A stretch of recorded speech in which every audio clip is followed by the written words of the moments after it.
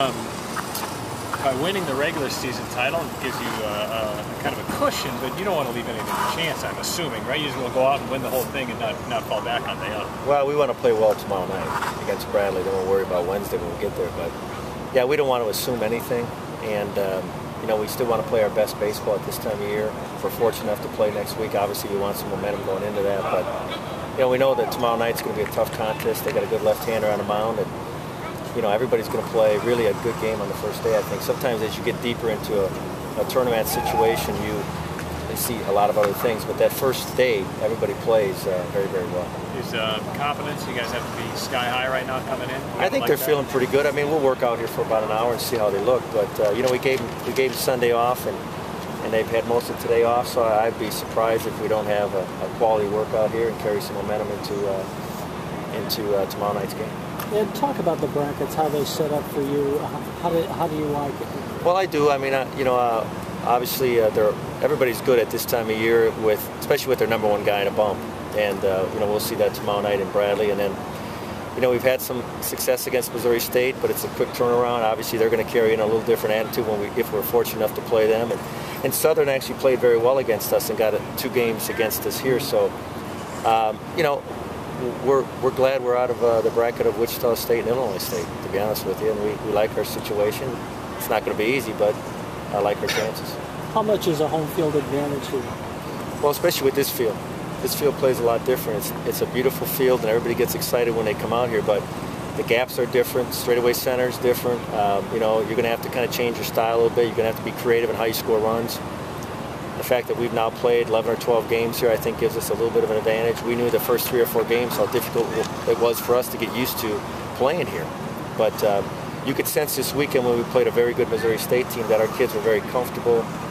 And now when we come here, we look at it as if it's our home field. The first couple of weeks, it was like, wow, we're playing in almost a major league ballpark, and it did feel like home. But it's starting to feel more and more like home. You talk about the quality of number one guys that each team seems to have. Yeah, there's good pitching in this league. You know, the Valley's always had pretty good pitching in the past. I think it's very strong. Anybody can beat anybody on this first, these first games starting tomorrow. So I think you can throw the seeds out. I think you can throw where these teams placed in a regular season out the window. It's going to come down to execution. Everybody's got a guy in the hill tomorrow that can win the game. So it should make for some interesting baseball games tomorrow. Having a couple of guys who are Friday night guys, advantage at this point? I think it gives us a little bit of advantage. You know, we have kind of a 1A, a 1B kind of guy in Jonas Dufik and Ty Block. And I think what really gives us an advantage is our 5-man bullpen. I just don't think anybody else in the league has 5 guys that they feel comfortable with. We could close with any one of those 5 guys. They have done it already this year. So I think our big advantage comes to our bullpen. Hopefully we get into a series where we're playing 3, 4, 5 games and we can expose them. And your reaction just about the coaching change down the street. I know you got stuff to deal with here, but just your overall reaction. Well, first of all, none of us want to see anybody lose their job. And as a coach, a fellow coach, you know, we all understand that this is part of the business, that there is a chance that, you know, I may be the next guy to go in a year or 2, you never know, but it's not something that we think a lot about. We understand the reality of our jobs. We understand that baseball now has taken on a lot more importance in athletic departments, where years ago it was just, hey, who's coaching baseball? Go out and do a good job. As long as you don't break any rules, you're going to be safe.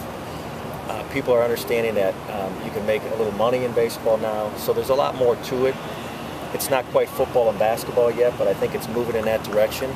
There's a lot of accountability, and anybody who gets in this racket knows that our day may come, you know, and so that being said, I'm not happy about it. We're saddened by the news that took place yesterday, but we're confident that Mike will land on his feet and he'll find something. Your kids, if they see your name being tossed about by us, the media, is any distraction potential? You know, we haven't talked about it yet. It might be something I talk about after practice. I'm going to see how they react to practice today.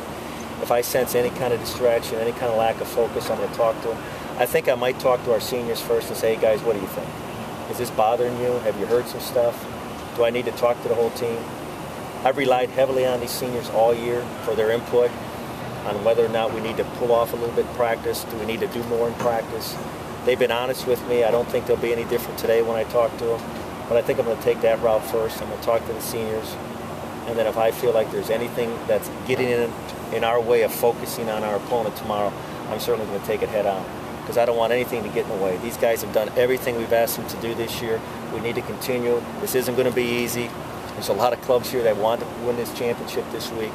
But I don't want to look back and say, you know what happened on Sunday and then word that got out on Monday distracted us from playing up to our ability on Tuesday. I should have done a better job of addressing it. So I'm going to take this head on and make sure that everybody's comfortable with it. So what do you going to tell them? Depends on if I talk to them at all about it. It'll depend on if the seniors feel like I need to address it. And if I'm going to do, say, hey guys, let's not get caught up in this stuff. You know, we got a job to do. We got a tough opponent tomorrow. I know Bradley where they finished. I know we beat them 3 times in the regular season. You throw that stuff out. It's one game now. We got to try to win tomorrow and try to play well. Let's not get caught up in this other stuff. If there's something I need to tell you, I will tell you. Right now, there's nothing to talk about. Thanks so much.